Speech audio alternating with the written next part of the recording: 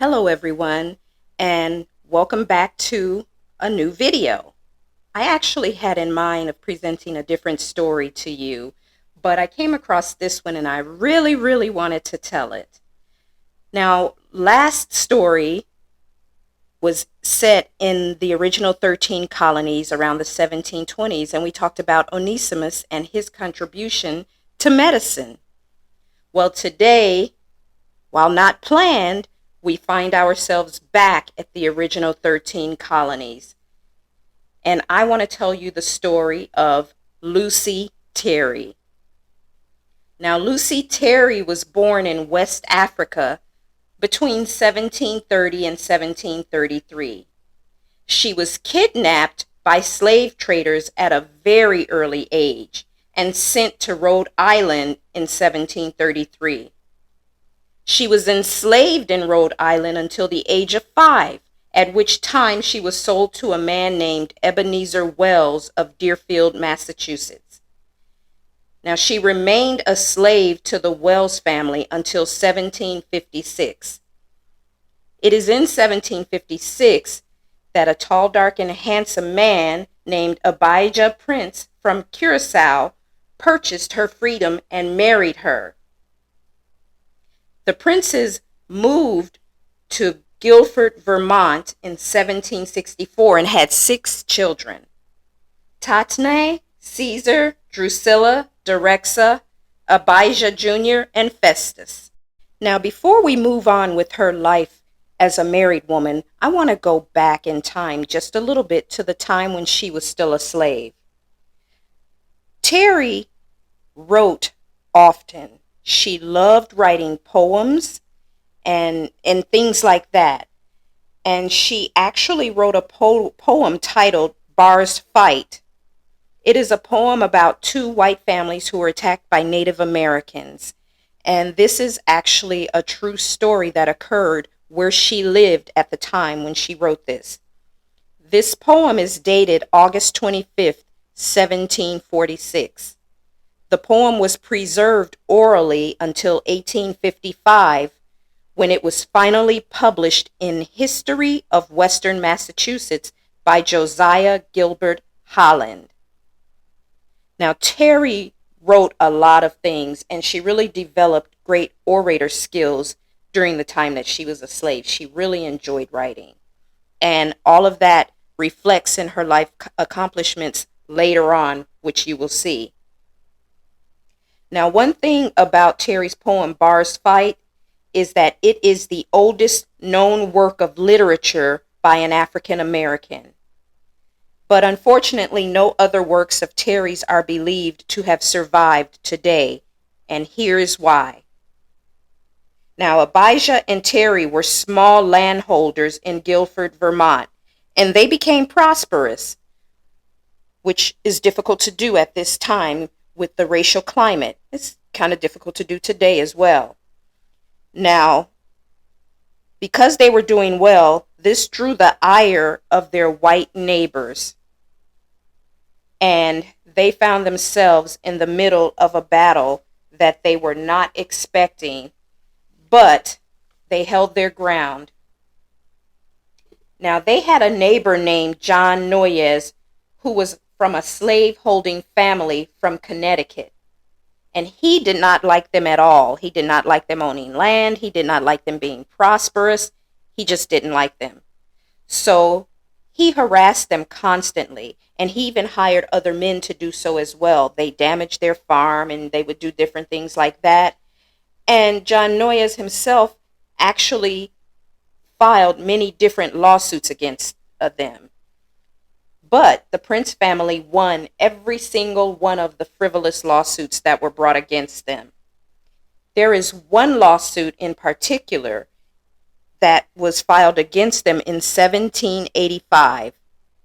Now, in spite of the fact that they actually hired a very well-known attorney to represent them, Lucy chose to plead their case herself. So she pled the case before the governor of Vermont. And she was successful.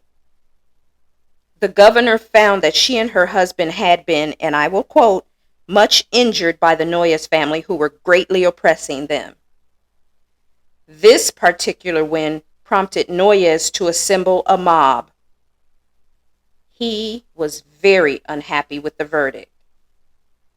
So basically what happened is this mob invaded the Prince farm in the middle of the night. They burned their crops. They beat one of their black farm hands almost to death, and they almost completely destroyed their home. It is this act that is believed to be where all of Lucy's other writings were destroyed. Now, the mob was prosecuted by the state of Vermont and sentenced to prison. But at the time they had been arrested and charged, John Noyes actually went and bailed out the men who he had hired to help him destroy their property. But, as I said, the state actually sentenced the men who were involved in the mob to prison, except Noyes. He was never arrested. He was never charged. He never suffered any consequences to his actions. He actually, if you can believe it or not, he went on to serve as a state legislator in Vermont for about 10 years. Sadly, in 1794, Lucy's dear husband, Abijah Prince, died. And in 1803, Lucy moved to Sunderland, Vermont.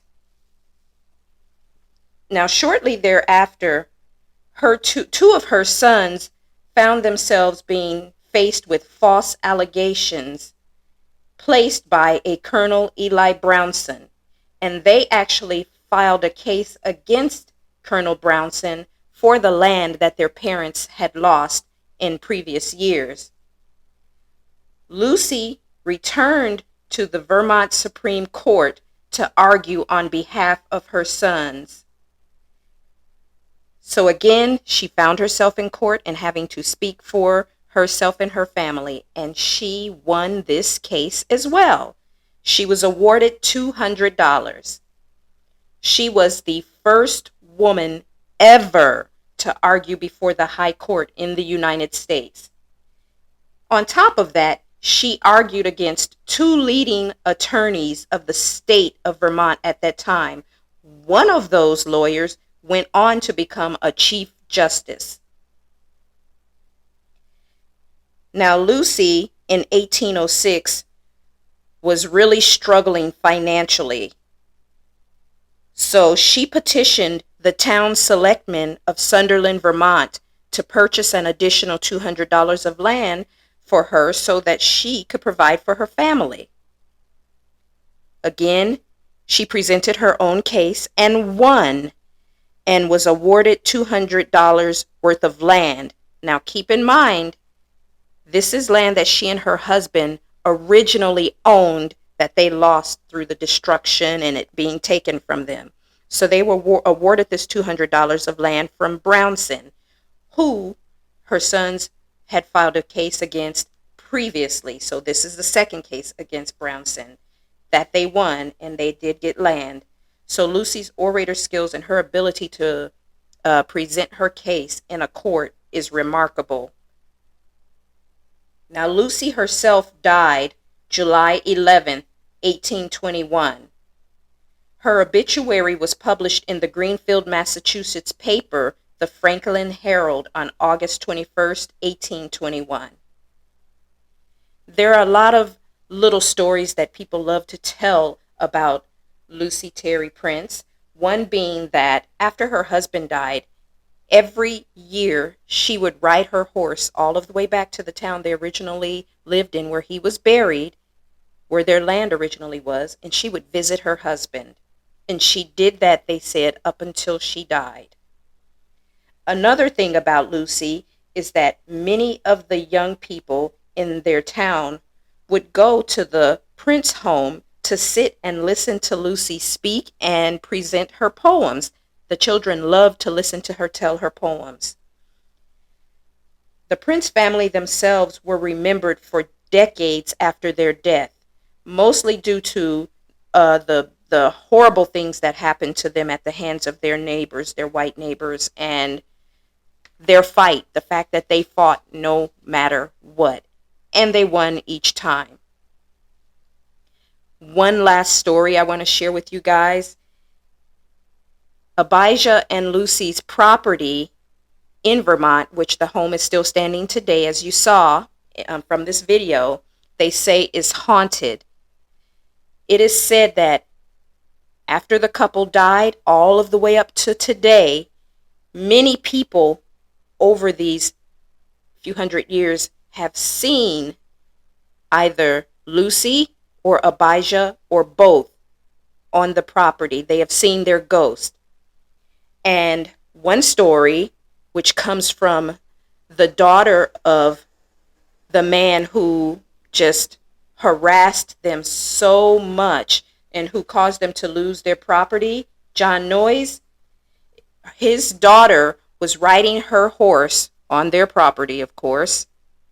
You know how that goes. They believe everything's theirs. And it is stated by her that Abijah and Lucy appeared before her. Their ghosts were standing right before her, and it startled her and startled her horse so much that her horse reared up and threw her off of the horse, and she hit the ground.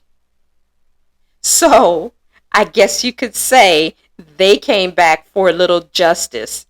They didn't get John Noyes, the father, but they came back after his daughter for a little justice. I like that little story. It makes me laugh. I don't know why I laugh every time I hear that.